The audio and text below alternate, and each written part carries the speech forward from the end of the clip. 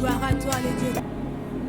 Mbote na biso bana na Nzambe, nazali évangéliste Sylvain Ilunga Mwana Bute, mosali na Nzambe na Église évangélique en action EGA. Na tutisamaki na molimo mosantu po ete toyeba kokabola mwa moke likanisi na Nzambe oyo apesi biso.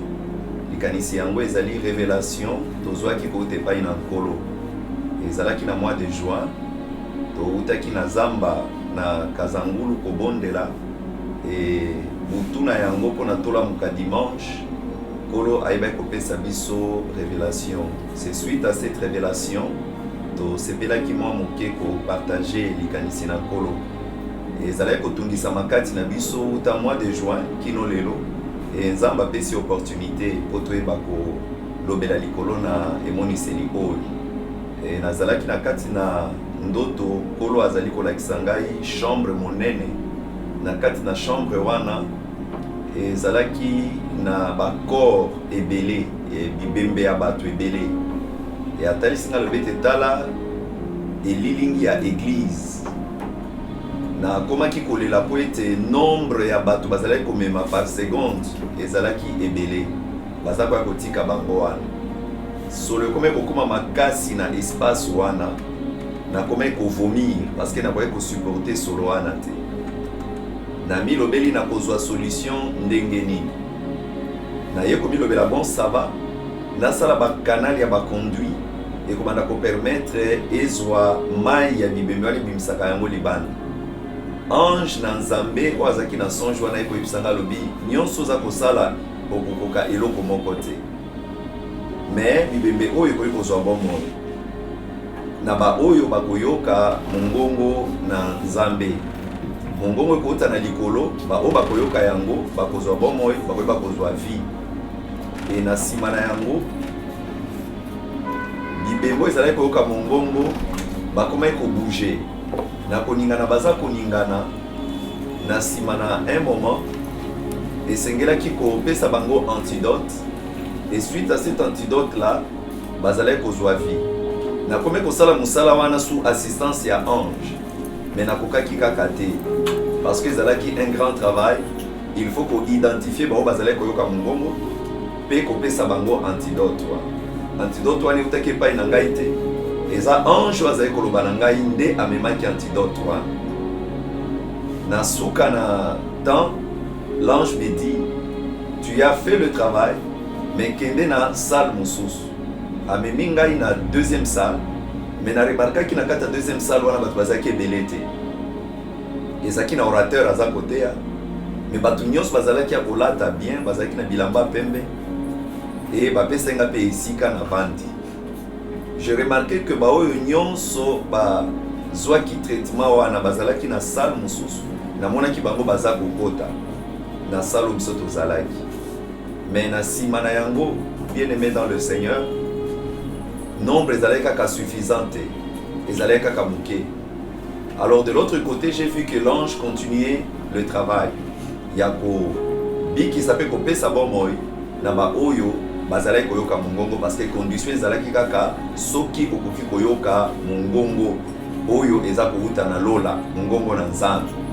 Et puis okozwa antidote wana pour rejoindre salle ya ba oyo bazalaki préparé. Et de là, le Seigneur a commencé à me faire comprendre que l'église de Dieu en ces temps est en kati na sommeil moko profond spirituel. Et belé na batu apparemment baza komimona baza na bomoi, mais bomoi na nkolo et c'est là ko tika bango utakala. Et de là, je commençais à me réjouir et longo na ba oyo bazalaki déjà préparé. Pe bazalaki na kati na salle oyo ezalaki plus éclairé. Na boyi kozonga mwa sima na emoniseli oyo na kati na salle ba corps ezalaki entassé, ba molili ezalaki, lumière ezalaki te. Donc je voyais seulement ces tas de corps sans la lumière. Mais dans la deuxième salle, il y avait assez de lumière et il y avait un orateur qui prêchait la parole ou l'évangile du royaume. Tant on a la mouki, le Seigneur m'a dit, lève-toi, tu vas aller à l'église, parler de ce que je t'ai montré dans d'autres oyo. Pe nazwaki mokano ya kobenga mobateli bampate pasteur Moïse qui est mon père spirituel, Moïse Konde Eugène, et pas na nani qui m'a donné l'opportunité ya koyeba kolobela yango na kati na église na Nzambe. Et l'Éternel avait béni beaucoup de gens. Oyo ba comprena ki message du jour ezala qui lié na Ézéchiel chapitre 37 et pas une wapi ange de l'Éternel a tout ni Ézéchiel a le bête, est-ce que ces eaux peuvent-ils revivre? Et il a pleuré parce qu'il y avait un tas des eaux entassées dans un endroit qui n'avait pas de vie. Et quand Dieu parlait à Ézéchiel, Azalé Kolobanete, Ezali armé, il n'a même pas appelé ça Kada, mais armée d'Israël, Oyo, Bazanga Kibomoy, Bakota Kinakat na distraction. Et je me suis dit que un jour le Seigneur permettra que ces messages soient suivis à des milliers de chrétiens éparpillés dans le monde. Et voilà l'occasion nous est offerte pour être tokoka comme masango oyo ya bokonzi na likolo ete Yesu Christ azali kozonga. Jésus-Christ revient bientôt et que na bao nyonso bazali kolanda biso na nzela na média, na nzela na YouTube et puis na nzela na ba réseaux sociaux. S'il est possible que tu donnes ta vie au Seigneur Jésus-Christ, vraiment tokosenga na yo osala yango pour être bas signe et ezali ko continuer ko se multiplier likolo na retour eminama ya nkolo na biso Yesu Masia. Na koyeba kosimbisa litatoli oyo na elembo mosusu elekaki na libota na ngai à quelque temps parce que mon père azali moko na kati na KDC na missioni azalaki diacre na mboka ya Katanga et quelque temps avant azongisa molimo epai na nkolo azalaki na coma, il ne parlait plus. Et maman était là au chevet, tout allait coller de la soin d'un moment à l'autre. Mais papa a rendu un dernier témoignage. Mon kolo aza kokufa, le Seigneur a permis qu'il y a quoi koloba. Afungola munoko naye. Et donc moka kaloba ki alobi na maman, tala bango na baza koyemba. Bazo tana likolo bazo kita. Ay banani yango alobi mais ozo mona te, tu ne vois pas qu'il y a des gens tout vêtus en blanc, ils chantent des cantiques que je n'ai jamais écoutés sur cette terre. Et maman azalaki kotala monaki eloko moko te. Ayebisa bino ke oprépare lenga biloko ya kolia. Maman est partie. Et tango azongi abisi alobi mais bango baza déjà tout autour ya mbetu nanga. Naza déjà prêt ya kokende. Et quelques minutes plus tard, il avait rendu l'âme et il était parti. Je bénis mon Seigneur parce que j'ai grandi auprès d'un papa qui m'a enseigné la voix de Dieu, la parole de Dieu. Et ces derniers moments sur cette terre m'a fort convaincu que Jésus-Christ revient. Et bah oyo nyos bazali kokufa kati na nkolo Yesu Masia, Nzambe azwaka bango. Il y a le cortège des anges qui viennent pour na kokamata ba oyo nyos batambola ki na intégrité pe na kobanga Nzambe. Témoignage nengeza nango mokuse, mais na kosepela kosilisa yango na kobenga ba ebanso bakolanda yango po ete elongo tosambela pona koyamba Yesu na ba oyo bandimelaka ye te to na baizwa occasion te ya kondimela ye. Nayebi tozana etando na yo moke oza kolanda ngai tokangi miso na biso elongo po tosambela. Okozongela maloba oyo nazali koloba kati esika oyo. Kolo Yesu nayoki mongongo na yo, nayoki mbela na yo, na ye epai na yo sasa yi kopesa bomoi na ngai epai na yo. Natambwisaki bomoi na ngai ngai moko, nasalaki oyo ezalaki libanda ya mokano na yo. Lelo na ye na se na makolo na yo, nakosimbama na nzela na mansonga na yoki lelo, napesi bomoi na ngai epai na yo. Otambwisa ngai lokola nkolo mpe mobikisi. Molimo mosantu avanda kati na ngai, akamba ngai kino kozonga na yo, nazanga te feti oyo ya munene ekozana lola na bokonzi na yo. Na kombo na Yesu Kristo okovanda kimia na kobondela mpona ntina na yo. Nzambe tata topesi milimo nyonso oyo epesi bomoi na bango epai na yo, batela bango kino yo okozonga. Nayebi liloba no ezali koloba ete soki moto moko abongwani feti monene eza na lola. Père éternel notre Dieu, soutenir foi ya ba milliers de personnes balandi biso na ngonga oyo mokonzi na lola batela bango pe molimo mosantu asungana na moko pona ko développer une vie chrétienne efficace. na kombo na Yesu Kristo tobondeli pe tolobi amen. Que le Dieu du ciel vous bénisse.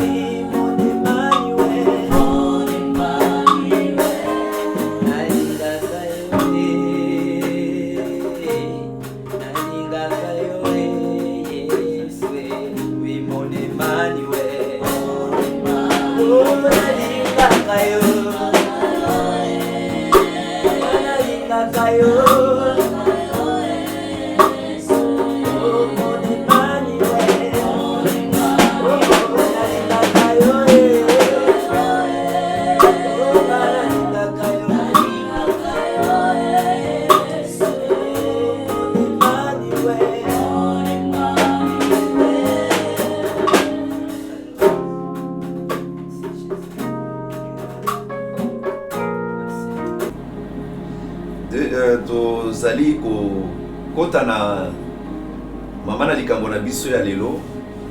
Nazali évangéliste Sylvain Ilunga mwana bute mosali na Nzambe na église évangélique en action EGA ekambami na pasteur Moïse Konde Eugène pe na bambaka mususu azali kati na Lingomba parce que ezali communauté munene. Tozali na pasteur Omer, tozali na pasteur Bofenda Lokondo, tozali na pasteur na biso Galama Jean-Paul oyo azali pe mosali na Nzambe, tozali na pasteur na biso Dieudonné Ngombe Seke Impanda Loyenga pe na bamisusu totangi te. Thème tolingi kolobela lelo eza na mukanda na Psaume chapitre 23 tokotanga yango na Lombango verset 5. Tu dresses devant moi une table en face de mes adversaires, tu induis ma tête et ma coupe déborde. David azali koloba makambo oyo na kati na esengo te, aza détrôné epai na mwana na ye Absalom, azali kokima atiki royauté. Mais soko otali maloba oyo kokanisa yango ete azali koloba yango na kati na esengo, na kati na abondance, mais contexte eza que azalaki détrôné par son fils pe azali kokima loin de son fils. Mais bien aimé dans le Seigneur, maloba oyo ezali très profond. Tangu David aza koloba yango ezali na chevauchement, il y a deux textes. Premièrement, psaume chapitre 22, et puis psaume chapitre 24. Dans psaume chapitre 22, on a rappelé que verset 22 et verset 2 plutôt. Alobi, mon Dieu, pourquoi m'as-tu abandonné? Il était abandonné, il se sentait lésé. Mais Nakati a élevé l'Éternel comme son berger. Dans psaume 23, l'Éternel est mon berger, je ne manquerai de rien. Dans verset chapitre 24, verset 7, Nakotanga, Alobi était porte éternelle, levez vos linteaux, porte éternelle, que le roi de gloire fasse son entrée. Entre souffrance, paix et élévation, Nde a commis psaume nae chapitre 23. Azali ko comparer brebis lokola mpate oyo azali na maboko na nzambe. Azali ko comparer brebis oyo akoki kokutana na basouffrance na kati na vie na ye mpe nayebi te nini yo oza kokutana na yango na kati na bomoi na yo.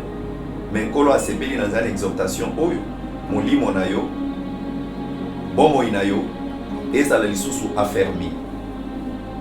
Atali bomoi ya berger oyo aza koyamba bampate chaque pokwa. Le soir ba brebis bazongaka na enclos et berger azali na porte pona koyamba ba. Et tant baza koyamba aza kotala est-ce que banyama bazokisi mpate?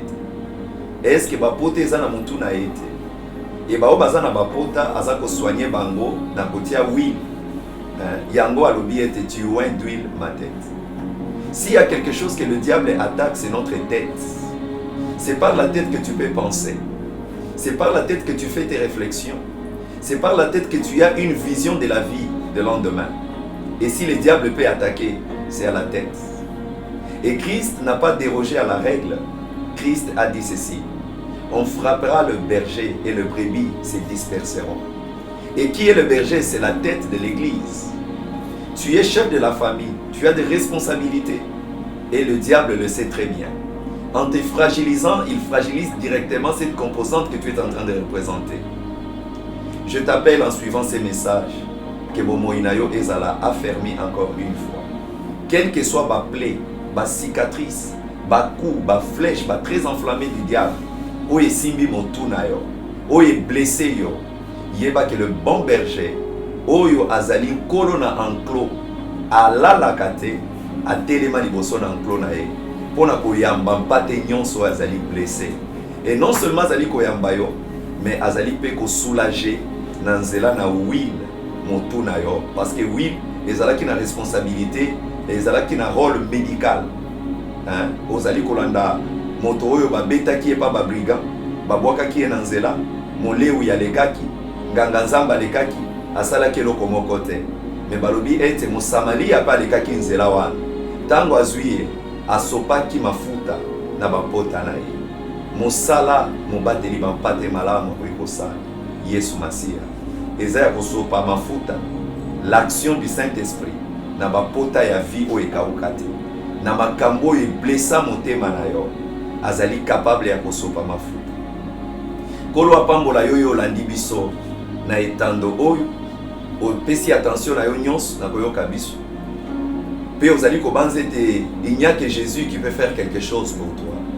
To inviter yo encore na nzela na prière, oto kosala elongo na. Ozali déçu tango mosusu olingi komiboma, kosala makambo ndenge na ndenge. Me biso tosengi na yo. Oyeba kopesa bomoine epai na Yesu. Yo ozali kati na Jésus. Pe okomaki ko décourager. To fortifier yo. Kolobete, Yesu Masi azali le bon berger. Il a donné sa vie à la croix. Batika kie mutaka ponatina na. Et nanzela na yango yo ozwa bomo inasi. Na sengi na biso banso tokanga lisusu miso na biso na présence na ntrolo. To sambela pendant un instant. Tendre Père notre Seigneur, ta parole est la vérité. Tu as dit que je suis le bon berger et le bon berger donne sa vie pour ses brebis. Olakisaki yango solo na croix ki opesaki bomoi na yo pona biso. Na bondeli pona ndeko na ngai alandi ngai na nzela na etando ike. O affermir kondima na ye. Opesa ye bomoi, opesa ye makasi. Encore ya kotambola elongo na yo na kati na nzela o. Lokumu esonge pai na yo tata opesi biso occasion malamu otoyeba kolobela kombo na yo. Pe kolobela évangile ya temps de la fin ozali kozonga raffermir moko na moko na kombo na Yesu Kristo tobondeli mpe tolobi amen. Que Dieu vous bénisse.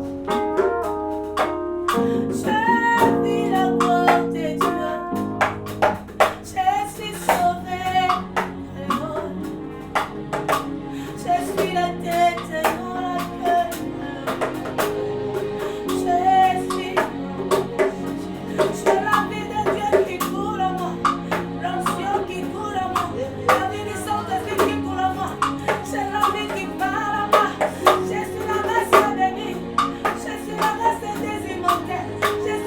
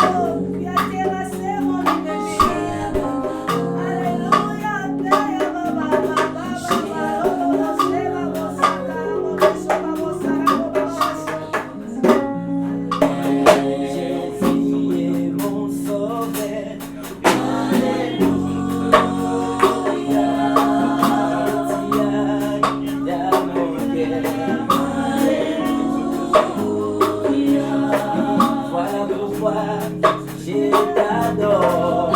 Alléluia. Oui, Jésus est mon sauveur. Oui, pour ce dire, en ce bonheur.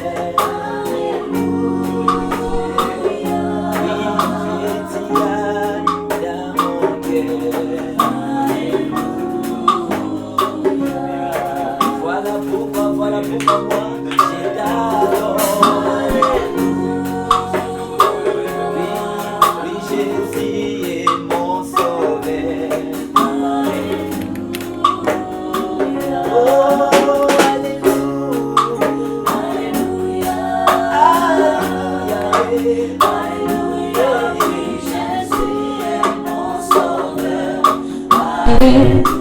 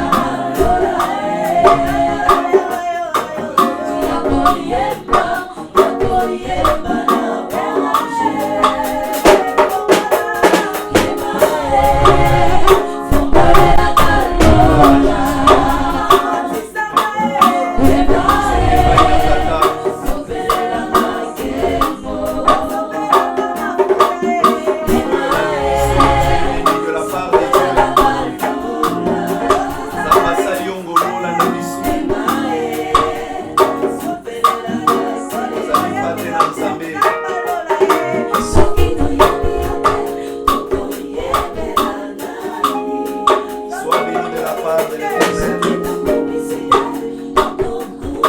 Ete kolona nzambe soka na likolo na yo. Mawa na nzambe soka na likolo na yo. Nazosala déclaration likolo na yo, yo oyo ezolanda biso.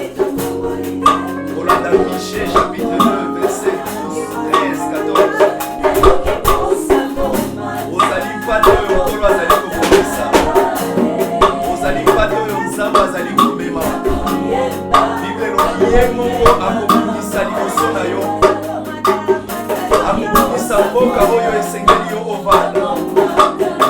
Akobungisa mabele ya sika mpona ntina na yo. Bible elobi ete liboso na yo mongongo ekoyokama. Ozali elembo na nkolo. Elembo oyo moto akoki kozipa te. Tikende bolamu na nzambe elanda yo. Tika bilaka na nzambe elanda yo. Tika ngolu na nzambe lokalize yo. Mawa na nzambe ezala likolo na yo. Ozali mpate nkolo azali komema. Yawe nzambe azali bon berger mpona ntina na yo. Okokawukaka te. Akovandisa yo na matiti ya mobeso. Akopemisa yo na mai na kimia. Po ete bilaka nyonso biblia ekomi yango ezala partage mpona ntina na yo. Ngolu na nzambe, bolamu na nzambe, bolamu na nzambe yango ezala partage mpona ntina na yo au nom de Jésus. Elaka na nzambe ezali ete mboka na likolo bisika tokotende kovanda na tata bibe mbula na mbula yango ezala partage na yo. Okosuka awa te mobembo na yo kino na lola. Okosuka awa te mobembo na yo kino na lola. Ozonyokwa mapamba te bapasi yo moni baretraite bangomba bapriere ya ndenge na ndenge nomona nkolo kolotika ete arekompanse yo asalela yo molao na yo oyo yambi yesu asi okomi mwana na nzambe. Bible elobi na Luc chapitre 15 verset 7 milulu minene ezokosalema na yo. Milulu minene esalemi mpona ntina na yo. Identité na yo échange. Okomi mwana na nzambe. Bademo bazali suna pouvoir te likolo na yo. Bandoto bazali suna pouvoir te likolo na yo. Okomi un citoyen du royaume. Okomi un membre du royaume. Tika ete lola oyo akreye participation na yo mokolo na lelo eyamba yo lokola citoyen du ciel. Tembo lokumu ezongi epai na tata. Un nouveau-né est venu, un nouveau membre dans la famille de Dieu. Nous bénissons le Seigneur pour cela.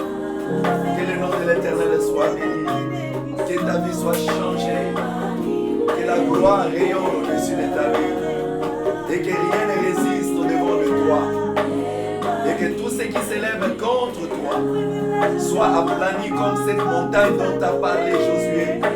Qui es-tu, toi, montagne devant Zorobabel? Tu ne peux pas résister. Tu ne peux pas résister. Que le nom de l'Éternel soit béni. Au nom de Jésus. Que la face de l'Éternel luise encore sur toi. Que la grâce de Dieu luise sur toi. Au nom puissant de Jésus. Alléluia. Gloire à ton nom, Seigneur Jésus.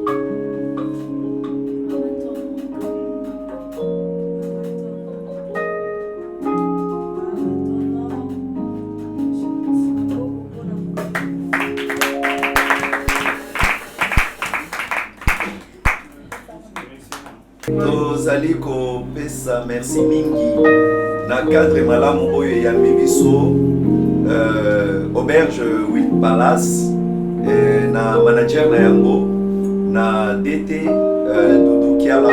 Topesi ba merci mingi, topesi ba merci pe lisusu na mama Rose, mama aussi na groupe na ye nkolo apambola bino ya mingi, groupe ya EGA ya adoration Nzambe pe apambola yango mingi. Ba remerciement na biso na pasteur Nangai, pasteur Moïse Konde Eugène, na ba pasteur Nangai ya communauté Banso, pasteur Nangai Omer Nyati, pasteur Nangai Bufenda Lokondo, pasteur Nangai Galama na Kisanto, aza ko diriger EGA na Kisanto, pasteur Nangai Dieudonné Ngombeseke, pasteur Nangai Impanda Mwenga, pasteur Nangai Pazali Kotambwisa moko na extension ya EGA, pasteur Nangai Amisi Nzambe ayeba kozongisela bino ya mingi, mwana na bino évangéliste Sylvain Ilunga mwana Bute. Merci beaucoup. Na bayebanso na yebi ko pesa merci te. Merci.